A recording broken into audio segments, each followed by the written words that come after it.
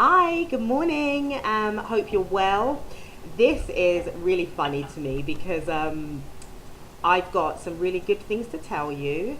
I know in my last video I was in a really bad place, and I'm not saying that everything's fixed and I'm perfect, but I just want to give you in 1 week um, my feelings and just some scenarios. And the reason that I want to do this is because this is going to sound a little cuckoo, but I was using this channel as a way to motivate me. And I'm kind of giggling to myself because I have no subscribers and nobody's viewed me. But do you know that just mentally in my brain saying that there's other people out there who have this intense craving or an addiction to sugar, and they are going to look at your journal and your journey and your video. So even though right now nobody's looking, in itself, when I had when I was unprepared and had to go to a supermarket because I like said, okay, I have to get something to eat, and rather than do that whole kind of, oh, let me quickly grab the sugar, I said, no, be still and think about your viewers. So that was really, really cool for me because I just want to thank you in advance because I'm putting it out there. I'm putting my successful sugar-free journey out there. I'm putting my wonderful future out there. I'm putting my future subscribers out there. I'm putting my future just healthy life out there. And even though right now, if I was to look at my numbers and my viewers and my channel and everything, I'd be like, please. But that's not what the future's going to hold. The future's going to hold me transforming, and and there is a reason why I've had this struggle for 36 years, which I may add, it was my daughter's birthday last week, and then 3 days later it was my birthday, and we had cake, and well, they had cake. They had a nice Elsa cake, and I am not going to say I was like not tempted, but I just started thinking about really what do I want out of my life, looking at her as my motivation, and accepting that we are all different, and God made us, you know, with different things. We've got different gifts. We've got different probably call them disabilities. And someone could say, you know, well, why did God make me with this disability, or why did God give me that addiction, or why did God give me that mother, or why was I abused, or why did God make me the way He made me? So I've come to that place where I can't keep saying, well, why, and I used to deny it, be like, you know what, please, what's one little piece of sugar, you know, or what's a bit of pasta, or this piece of bread, or this potato, which I'm not saying I don't eat potatoes, but I'm just trying to let you know that whatever, just felt that it doesn't matter. I refuse to think that that even exists. And don't get me wrong, for, like I said, 15 years now I've known this, and I've gone to OA meetings, and I went to group meetings for eating disorders. I have gone to church groups. I mean, I've literally done everything. I've read a lot, and I consider myself to be quite intuitive, but I just knew that there was something that was blocking my what I call my health freedom. So yeah, so I just want to share that with you. So that really kept me motivated when looking at the fact that it was her birthday and saying no, and also well, it was my birthday. It was quiet, and it was really nice for me. My husband was working, my daughter was at school, and I got to spend a lot of time just around the house, decluttering, and just doing, really taking my time with things, picking out a nail polish that I'd like. And my husband said, you know, let's go out in the evening, and I didn't really share with him that I was going to cut these things out because I mean he's pretty healthy and we've done different things together and diets and we've fast together, we've done different things, but he in a sense just kind of he would giggle and say, "Oh, you've got a thing with sugar," but I mean one thing that I have learned about this is that it actually is my journey. And although he can support me, he may not fully understand. And I don't know if there's any viewers out there who maybe have problems with people understanding this because some people will look at you like you're crazy. I do remember that in OA meetings they would say that it's really like an embarrassing thing to talk about because people just think, you're just greedy, or you're just gluttonous. And you're thinking to yourself, am I just greedy? Why can't I stop? And the freedom, like when I tell you the freedom that I have in this last week, by just saying, you know what, it's not me. I just am so happy because it's almost like, there's an answer. And I'm gonna kind of tell you some things that helped me to have kept me motivated on this track to cutting out sugar. And just so that you know, I am far from actually eating probably perfect because I didn't want to jump in to a squeaky clean diet, meaning I guess like just everything so healthy apart from no sugar in it, because I am learning that I have to listen to my body. I have no major set of rules apart from the fact that I will take note to see if sugars are in my food, and that doesn't really disqualify natural sugars. But I guess as time goes on, I'm going to go into more about my diet because I'm still figuring myself out, and I just wanted to take everything day by day, and I just wanted to heal because when you have any type of addiction, you need that time you need to heal. You need to. It's about the addiction, but there's also other things. A lot of times you have to change your lifestyle. You might have to change your outlook, your friends, and that can really, in itself, it's a job. I mean, well, a great job. It's not an awful job. It's a job because you actually can change your life and you can break any addiction. You could break it, but you have to believe it. You have to feel supported. And for me, I just had to be real and say, you know what, a lot of the things in the groups and therapy that I went to, I just didn't connect with those people. So I've made it my duty to create my own tribe, even if it's just one or two people that ever subscribe to me. But I know God put me here, and He put me here for a reason. So somebody could look at me and say, you know what, I see me in her. And we don't have to agree on everything, but I know that I wasn't brought this far to just give up. I know that God did not make a mistake with me, and I'm not here to get into any type of debates on nutrition and how to have this healthy diet at this stage. Yeah, and I say at this stage because I honestly feel like, God, you take care of this because I have tried. You go ahead, you take care of this for me. You show me. I don't want to be obsessive.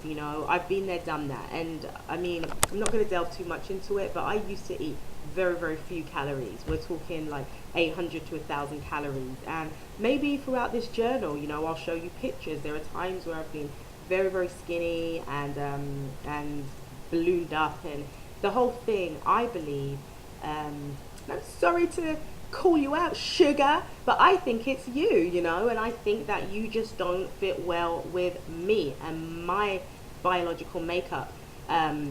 It goes woo when it gets you, and it wants more and more and more and more. And I had to just realize, Sam, you are just wonderfully, perfectly made. God made you perfect. So don't be hard on yourself. You're amazing. And that's all you need to know, and the rest, day by day, it's just going to come together, So this is what I wanted to share with you. I think I told you that it was my birthday, so didn't have cakes or anything like that. I did have coffee. I put cream in it. And my husband's like, well, little sugar won't kill you, And I'm like, love, just know, and I've been saying to him, it just isn't gonna work. It's not gonna work. I have to just really accept. No, I can't. And he's like, well, a little bit, but he's getting it. He's seeing, that I have to believe myself and accept myself. And I asked for that support. And I said to him, if you see me starting to eat certain things and certain foods, okay, you might be looking at all that stuff. There's cookies, but that is not mine. And I'm okay with that, because I'm just at a place in my life where I have to say, God made me the way he made me. He made another person the way he made them. And then if we can have friends that don't try to judge us, or really see that we are trying to be the best that we can be, given what God has given and how he has made us, because we're all going to have boundaries, or we're all going to have things that seem like shortcomings, but he can make those shortcomings become great testimonies. He can also use addictions, or use strongholds in your life, so that you can be free. And what an amazing way to be, and an amazing way to say, and just to show that love, which I call love, is people around you, the way you love yourself, the way that God loves you, just everything. Love is just amazing. And I think as well, for me, it's the food, obviously, but there's other things as well. Like when you're eating bad, then you become anxious, and then you're like, ugh. And then when you're not taking the time to have that stillness within yourself, or the right kind of stillness, and you're anxious, then it's kind of like a cycle. I know in a way they call it the insanity. So hey, I'm just like, done, don't want insanity. And I just feel very, very happy that I can share this with you. Quickly before I go, I want to let you know that I have been Googling a few things, and the founder of The Whole Journey, her name is Christia Orikio. So it's Christia Orikio. I just was like, oh, thank you, because a lot of the things that she talked about, it just was like, oh, that's why, that explains so much, and she was on Fox, and she actually told her interviewer that if sugar today was being introduced, and again, I'm assuming that means white sugar or maybe processed sugar, I don't know, but she just said sugar, if sugar was introduced today, it would be illegal. She says because it is, and I'm going to say quote for quote, she said it is a few chemical molecules away from the chemical molecules in cocaine. So there we have it. People like myself who just love their breads and love their rices and love their pasta and love their, even me, like oatmeals, but that's not sugar, but like the grainy, the grains, and just people who love sugar, which is most people, but for some of us, it actually has the same effect as cocaine. Sucks. And I don't know what the future holds, the truth is, I'm going to England, because I'm actually in America. I live in America, but I'm going back home to England in 2 weeks. So my cousin's like, yeah, that's great. We're going to meet you at the airport. We're going to have champagne. And I'm like, sounds so good, like just to go home and that love, and we're going to jump in the car and we're going to start having a great time. And then I was like, actually, I can't cuss. She's like, what do you mean? I'm like, I can't really drink. She's like, well, just one won't kill you. And I just started to share with her, I'm not going to lie, I personally don't think that every person I meet, I'm going to say, well, I'm addicted to sugar and all that. But I think with her, I was just like, look, we've been on this up and down and this yo-yo forever. Because she herself, she struggles with weight. And I just said to her, I want to be done. You're like, I can't speak for you. Because that's something that I'm very strong on. I don't think that every overweight person has a sugar addiction. So for me, I just really want to kind of more connect with addicts, sugar addicts, because we're different. Some people, it's just that they just need to learn how to schedule a healthy eating plan. You know, some people it's just that they need to cut out a few things, whereas for me, no, I can temporarily do all those things. I've lost lots of weight on Weight Watchers, but even in Weight Watchers, you know, there's a certain thing and stuff in those foods, a lot of stuff with not good fats and just very and all the fake sugar and stuff like that, that would send signals in my brain that would then in turn make me even want more. So even though I was losing weight, I still felt like a hot mess. Sorry to say it, but I just didn't feel good. So you can probably tell even from the video, you know, like just listening to me versus my first video when I guess that's a rock bottom, let's face it. Any person who has done any type of overcoming anything that they feel like they can't bust knows that term, rock bottom. It just means like, you know what, I'm done. I'm just so done with this. So this is my own little experiment because it's not a group, but it's like I'm also looking at myself and telling myself how amazing I am, how wonderful, how beautiful. And those are things as well that people have to also understand, and they have to get, and it has to resonate inside of them. They have to really know that they are loved. They have to love themselves. They have to know that God loves them. He's got their back, and also, you know, do away with those things and those things that harm you. So with Christia, another thing that she said is that how you can tell if something is an addiction is when having just a little bit of it causes you to desire more and more and more. So, you know, I always used to be like, I can't stand those people who've just got this chocolate bar in their fridge for a week, you know, because I'd be like, who does that? Who has a chocolate bar in their fridge for a week? Yeah, meaning that they take a little bit every day and put it back. And I was like, I could never do that. And I could never just like make a cake, you know, and not eat the batter and all that kind of stuff. And it was great for me to actually figure out that there's also scientific reasons as to why our brains actually respond like that, and some of our brains, should we say. And she also went on to say that how you could also tell if something was an addiction is when removing it gives you withdrawals. So, and I'll just say that again, I know I speak fast. When removing it gives you withdrawals. And for me, I can say that for the first 2 days, when I started taking the sugar out, then I had headaches. 2 or 3 days I had headaches. But what I can say is that it is a cycle. But you know what? I'm not going to call it a vicious cycle. I'm going to call it, trying to think of something. I'll come up with a name for the cycle. Okay, so it could be a vicious cycle when you're doing damaging things. The funny thing is that on the flip note, when you go the other way and you say no and you feel motivated and you feel like, you know what, there are people who are counting on me. And that's the way I'm looking at this now. This video I'm doing is for the future breakthrough of many others who have this compulsion with sugar. Now, sugar can also come in different forms of, you know, that's rice and breads. And I don't want to, for the first few stages of this video, even start getting into too much nutrition and that, because like I said, and I was very honest with you, that there's a lot I need to understand. But what has helped me is that forever I've been drinking Splendors and everything sugar, what I considered sugar-free, the substitutes, and I was told that those substitutes could still send messages to your brain that it wants more sugar.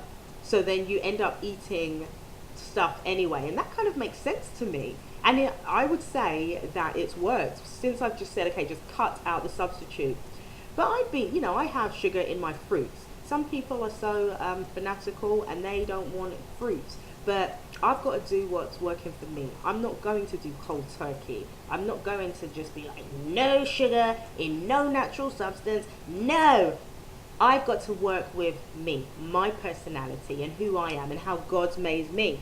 And if later on down the line I see that it sabotages, I'll take it there. But you have to take everything day by day. You've got to believe in your intuition. You've got to believe and listen to your body. Because have you noticed everybody's got a different story or a different thing about what you should do and what you shouldn't do.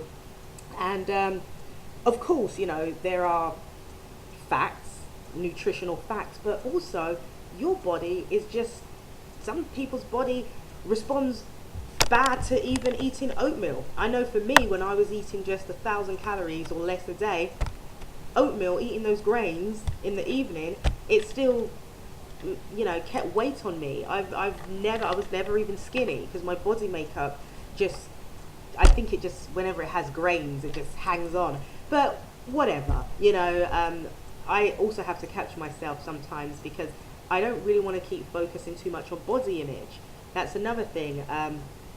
The body image, I think, for a lot of people who are compulsive or who are overweight or anything like that, we can get so focused on that.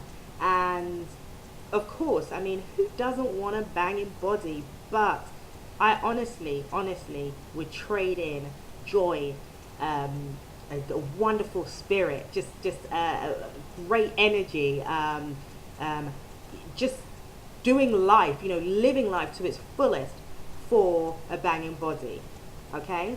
But if it's really God's intention that you eat healthy, you exercise, and all those things, and a banging body is the result of that, I'll take I'll take it. But you get to a point, and I think that's just a journey you have to go on, you know. I mean, like I said, I'm 36 and I turned 36 a few days ago, and I am at that place where it's like, you know what, obsessing over just that figure, that's not cutting it for me. It's more than that. It's way more. It's my outlook. It's what I'm doing. It's taking time to make a video like this and to change lives, you know, be a change, inform people. Obviously, there are people just like me who are sabotaging their whole lives because of foods that they didn't even know that it was doing this to them. So it's killing them, killing our spirit, and that in turn will can cause you depression, and it can kill, you know, break down your relationships. And I don't want that. I don't want it for me, and I don't want it for you. So I'm going to actually, I was going to say I'm going to go because it's quite long. But I think maybe, I mean, I was really hoping just to do an 8-minute quick video and give you an update. Let me finish this, say goodbye, and then if these are too long and I ramble too much, then you can let me know. The reason why I talk a lot is because I don't know, if you're anything like me, you need to have that, you need to feel connected, you need to feel like someone understands, you need to see the humor, you know, you need to see the real life. But at the same time, I'm not here to bore you. I am really figuring this out as it goes along. I understand that, you know, maybe structure is better, but I believe that we are going to do this, and maybe somebody's going to come along and help me to even structure my videos better.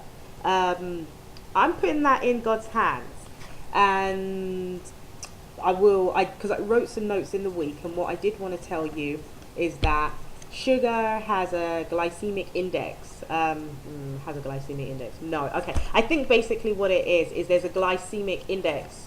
If you okay, when you have a lot of sugar, you get energy really quickly, right? And and that energy. I'm just gonna say what I think, and if it's a little bit kind of wrong, I think you'll get the gist, right? The glycemic index is, you know, you eat food and then you get that rush and it satisfies you temporarily, okay? So that's the glycemic index. If we were to think about sugar, it's 100, meaning that you get energy really, really, really quickly, and then you quickly get hungry again, or you crash. And if you were to see it on a level of 1 to 100, sugar, and I'm quoting Christia Oricchio, okay? And you can go to her website, The Whole Journey. I really liked what she had to say. So The sugar would be 100, meaning that you crash really quickly. Glycemic index, from what I'm remembering as well, is how long that food also can hold you. So the lower the glycemic index, hold you means, sorry, to stay full, because I'm just talking in Sam's brain, and assuming that you're going to get what that means. Okay, hold you meaning how long you can hold out the being hungry. So the lower the glycemic index, then you will remain full for longer. Okay, that kind of makes sense, right? So short and fast is that sugar would be 100, white sugar. She mentioned a substitute. I'm not personally right now doing substitute in terms of putting it in to get a sweet taste, but I will use fruits and things. I'm sure as time goes on, who knows? But for right now, I'm just trying to mentally take that out of my brain that I need to add a powder or anything apart from my fruits. So she said that xylitol, which you can purchase from Whole Foods or something like that, was 7%. And that means that it's really, really low. So you won't spike, your blood sugar won't spike and then drop.